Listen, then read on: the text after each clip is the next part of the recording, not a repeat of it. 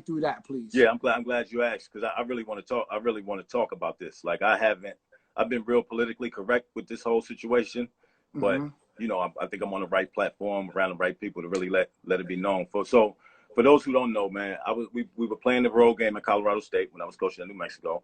I'll tell you the whole story. It's crazy. So we get to the arena. This is before they open the doors up for the general public. Both teams were just kind of stretching and going through informal shit, warm-ups. So I see some of our dudes near half court kind of barking with some of their dudes across half court. So I kind of walk over there like, nah. I'm like, nah, we're not doing that today. Everybody relax. It's like an hour and a half before the game. So the dudes from Colorado State, like, yo, shut your whole ass up, coach. I see your bald-headed ass. Go sit your ass down, which was cool. I ain't, listen, I get it. So I kind of laughed with it. So it was cool. That was over with.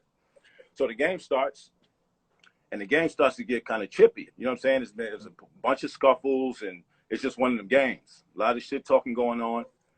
So the kid that, was talking crazy to me, and all my dudes on here that know me, they'll appreciate this. So it was my scout. So I knew everything about the team, the personnel. So every time the dude got the ball in front of our bench, I was just yelling out everything he couldn't do.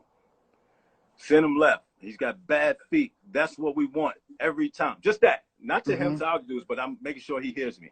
And he's broke that game. He can't make a shot.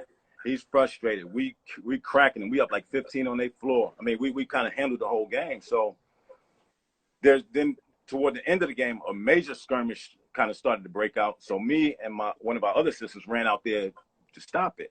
So we break it up, and that's against the rules for anybody other than the head coach to come off the bench. So myself and the other assistant got ejected. So as we were walking off the court, we had to walk past their bench. And I mean, everybody, the assistant coaches, I mean, you're talking about dudes that sitting out behind the bench. They all talking crazy to us as we walk off. And, we just kind of put our head down and walk off, no problem. So we wasn't even in the handshake line.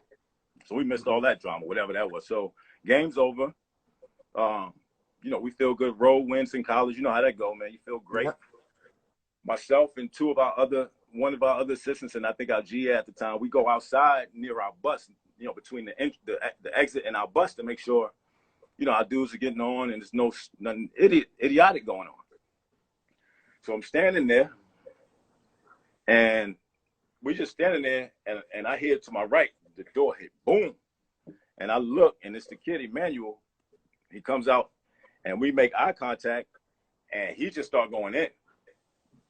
He just starts going in, right? Going at me, yo, you talk too much shit. You a grown man. You shouldn't be like that. I should fuck you. I mean, like going at me, like to where his head coach is holding him back, like physically holding him back. Now, if you look at the footage, I never moved.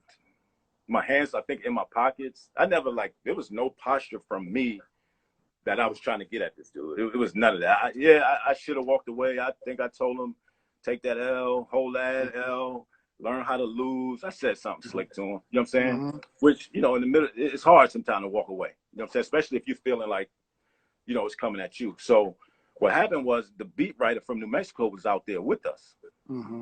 So he starts filming, but he didn't get the beginning. He just got from when it was escalated. He didn't see dude. He didn't show when dude bust out and just came at me. Right. So nobody knew that context, right? So, okay, that went on. It was over with. And, this world we live in, that thing hit, boom, it was viral, ESPN, it got crazy. So here's where I want to state my case. First of all, our school, who was great with me, they stood by me, my head coach, the athletic director, they was on my side the whole time. Good. They said, listen, we're not commenting. Don't pick up the phone when ESPN call you, Fox. Don't talk to none of them guys. We're not commenting. Which made the story, the narrative was all Colorado State, all from their side of it, right? So the whole story was their version of events. So I thought that was the first mistake. Then this is where the real stuff starts to rear its head. It's like, okay, Larry Eustacy, who's the head coach at Colorado State, who's written an article about, who's quoting an article saying, I use racial. Now, there's another black kid. I said, boy, learn how to take that L, boy, whatever. You know how we use boy. Yeah. So he said that I was using racial overtones towards the kid. The kid's family died a bunch of his family died in a house fire the year prior.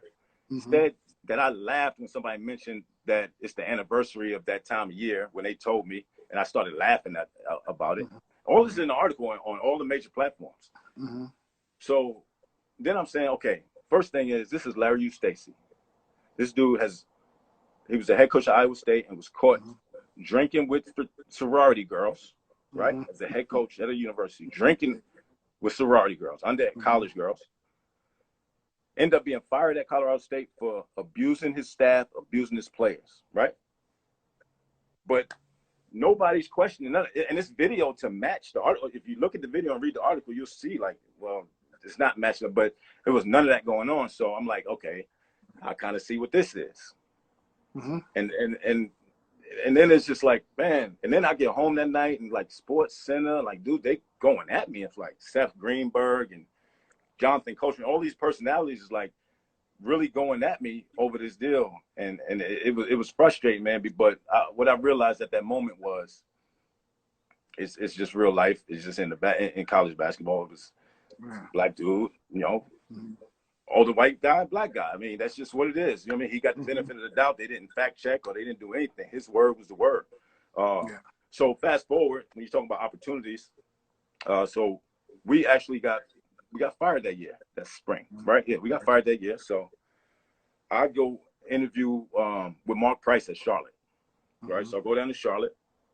Mark's like, yo, it's yours. Your job is yours. I'm hyped because I'm like, yeah, I'll go back east. You know what I'm saying? Get away from all this other man. Get back to the east. I like North Carolina. That area is nice. So I go out there. I do the interview.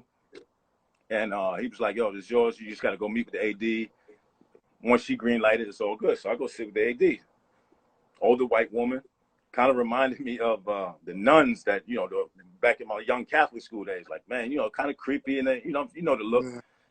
So I sit down and she asks me she pulls out articles about the whole thing and she's asking me my version. So I go through the whole thing.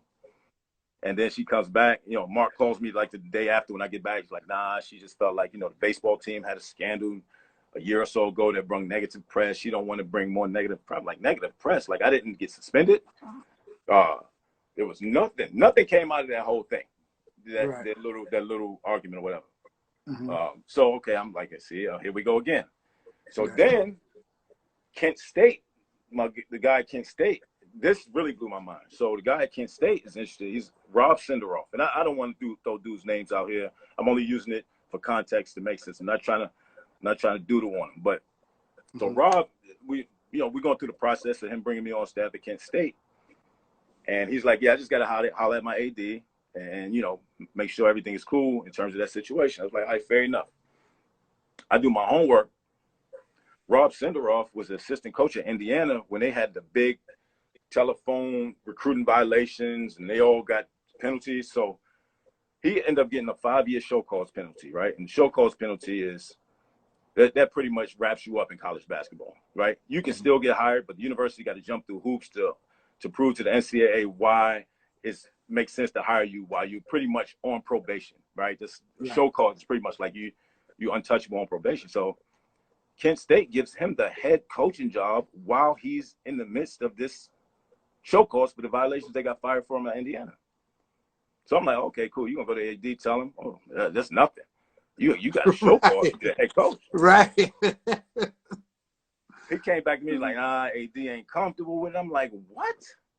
So I'm like, all right, I really see what this is. So, I lost out those opportunities directly. I'm not sure anything else that might have come and gone based off of that. But directly, definitely those two situations. I'm glad it didn't work out because I'm in a good place now. But it definitely did affect me. But and put a lighthearted spin on this too, right? If you really want to think about this whole situation, the dude that they said, and you Stacey quoted in the article, I tried to pick a fight with.